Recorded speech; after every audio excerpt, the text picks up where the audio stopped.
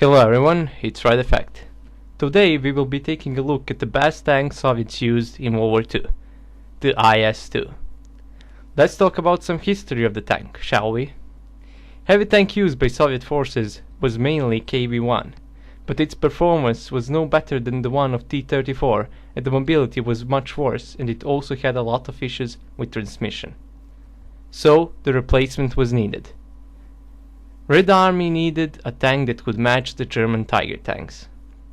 The chief designer of the new tank was Joseph Kotin, and he decided to name the new tank in the favor of Stalin, so the tank was named Joseph Stalin.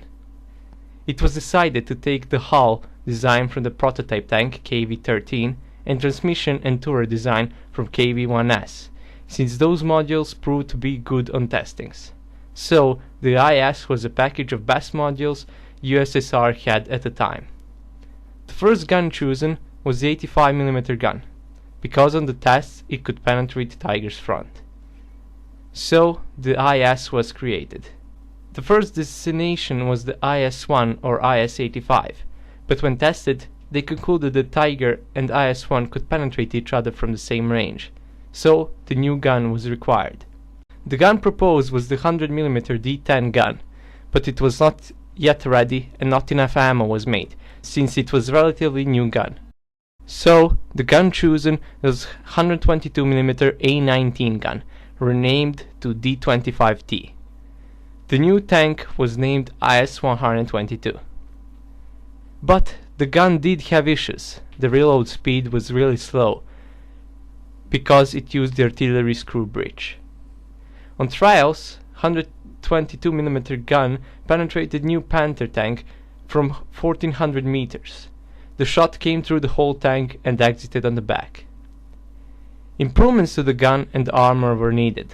The gun received semi-automatic drop breech, which granted faster reload. The front glacis was also changed. Now it was completely sloped. The tank arrived in the spring of 1944 and was named IS-2. The IS-122 was also renamed to IS-2 because of simplicity and the trick the Germans that they had more of new IS-2 tanks, in order to drop their morale. Fun fact: if you ever wondered why did Soviets paint white stripes on the top of their tanks at the last stages of World War II, especially on IS-2, well, that's because on Yalta Conference it was agreed that Soviets should paint white cross on the top of their tanks, so once they reached Berlin, Allied bombers wouldn't bomb them. Both US and UK were aware of that, so it prevented friendly fire among the Allies. Let's take a look at the stats of IS-2. The armor was really good. Front glacis had a 30-degree slope and was 120mm thick, which made it almost impossible to penetrate. Even by the long 88, Germans mounted on their Royal Tigers and new tank destroyers. The turret was 100mm thick with a spherical shape. It also had a 100mm mantle over the left side in front of the gunner, which increased the protection to 200mm on the turret's left side. Side armor was different on different spots. It ranged from 130mm on the front to 90mm on the back, but on turret it was 100mm on the side and rear. The rear hull armor was 60mm thick. The engine was 12-cylinder V2 diesel engine with 600 horsepower, which gave IS-2 power-to-weight ratio of 13 horsepower per ton and maximum speed of 37 km per hour. It was armed with 122mm D25T gun, which had penetration of around 180mm at 500 meters. On the test, the gun did manage to penetrate the Royal Tiger from 600 meters, so it was one of the best 80 guns in World War II. It was also armed with 3 DT machine guns, where one was placed on the right side of the hull, the other next to the main gun, and the third one at the back of the turret.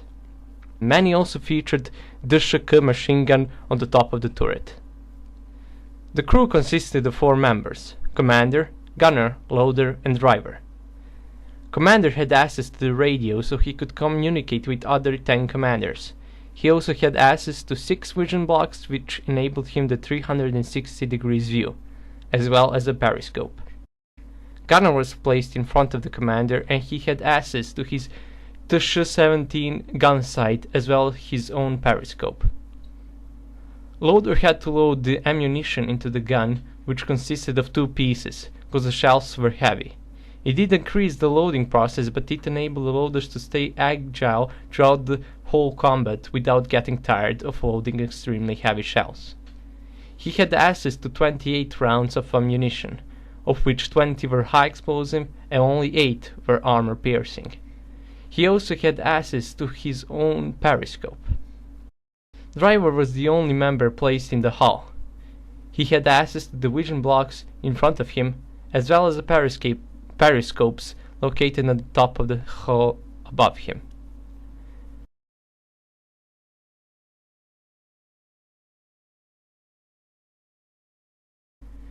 IS-2 took part in the last stages of World War II, as well as in the Battle of Berlin. It proved itself really well. It had very few losses and proved to be a good tank killer, and its powerful 122mm gun could blow almost any defense set by the Germans. That's it, thanks for watching. If you think I made a mistake somewhere, make sure to correct me in the comment section down below, and I will see you all in the next video. Have a nice day.